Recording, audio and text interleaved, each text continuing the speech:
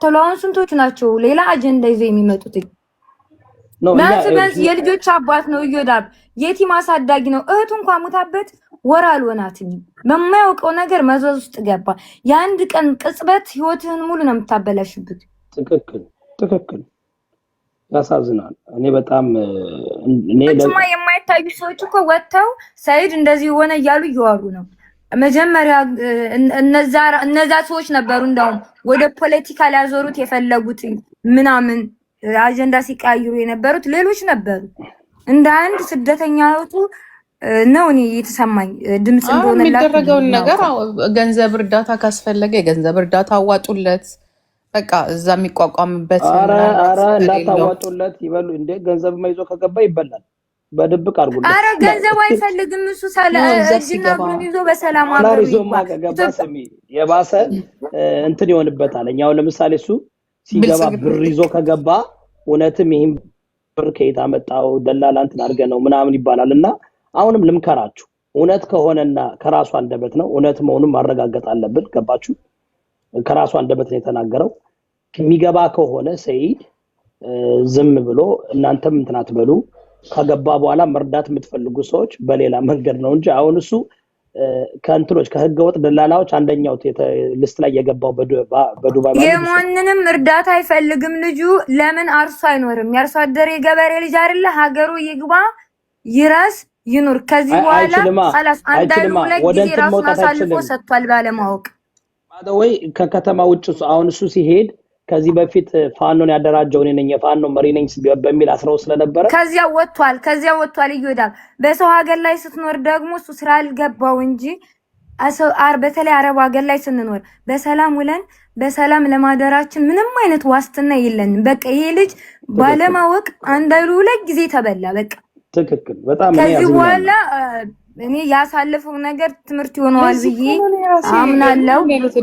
እስቱ ጂጂ ሁለት ጊዜ እኮ ነው በእናትሽ ሁለተኛው ነው ሁለተኛው ከዚህ በፊትም ያስበሉት የራሱ ጓደኞች አብሮ እዛው እኮ ነው የሚበላሉት የሚያስጠላው እና ይወዳም ስላስገባክ በጣም አመሰግናለሁ።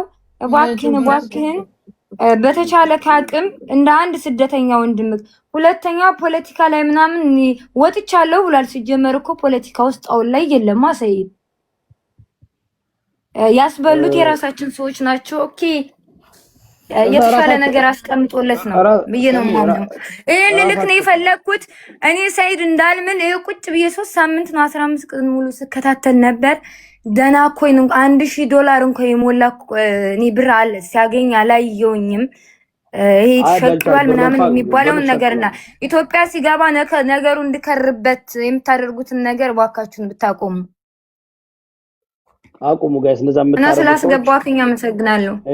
እሺ እንደዛ የምታረጉ ሰዎች አቁሙ። ሰይድ $30,000 ብቻ ነው የሸቀለው within the last 15 days። የአረብ ሀገር ግን ይወዳል። ባለፈው ያከድር የሚባለው ልጅ እንደዚህ ፖለቲከኛ እሱም እንደዚህ ሰይድ ከድርን እኮ ያስበላው ጆከር እኮ ነው ታውቃለሽ። ራሱ እኮ መጥቶ ተናገረ። አሁን ደግሞ ይሄ ልጅ ለሁለተኛ ጊዜና ፍሪደም እንደሌለ የምታውቀው በቃ የመናገር ፍሪደም የለም። አሁን ይሄ ነገር እኮ ዘገየ እኮ ነው የሚጨርሳቸው ታውቃለሽ። እግዚአብሔር እሱ አራዳ ነው ያስለሱ ብልጽግና ነው ያስለፈልፋቸውና መጨረሻ ላይ እንትን ያደርጋቸዋል። ከምር ነው ብልጭ አደገኛ ጆከር ነው የሚያስበላቸው። ከድርን ያስበላው ጆከር ነው። ሰይድን የሚያስበላው ጆከር ነው። ይሸቅልባቸዋል። ተናደደ።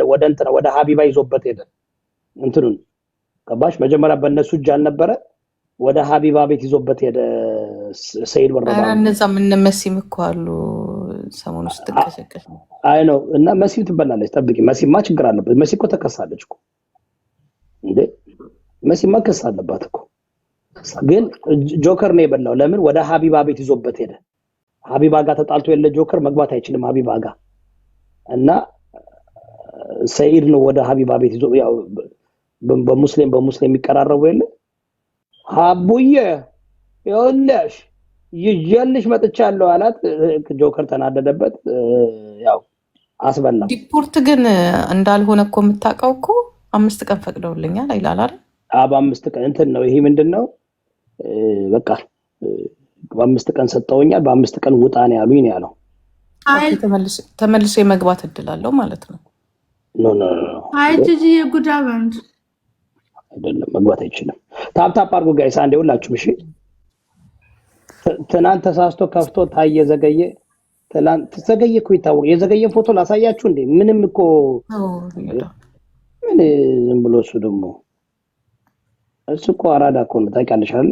ልክ እንትን ሀት ሲሆን ጥሎ ይሄዳል አጀንዳ መልኩ ስላልታየ አድራሻም ስለሌለ በማንኛውም ነገር ተጠይቄ ጆከር ምን ያደርጋል መሰለሽ? ቱማች ሀት ከሆነበት ጥሎ ይሄድልሻል። ጥሎ ወደ ሌላ ቦታ ይሄዳል። ዘገየፈ እንዴ? ፋራ ነው እንዴ እሱ? እንደ ሰኢድ ወረባቡ 15 ቀን ሙጭጭ ብሎ በቪዲዮ እየገባ ቀሚስ እየሸጠ ሙጭጭ ብሎ ዘገየ። ወዲያውን ሄዳ ኦሮሞን መሳደብ ትጀምራለች። ግልብጥ ትላለች፣ ትረሳዋለች አጀንዳውን።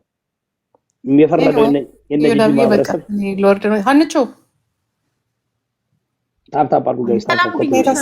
ወይ እኔ ማር እንዴት ነሽ? ሚውቱ ጠፋብኝ። እሺ ያለሁልሽ እኔ ቆንጆ እያዳመጥኳችሁ እኮ ነው።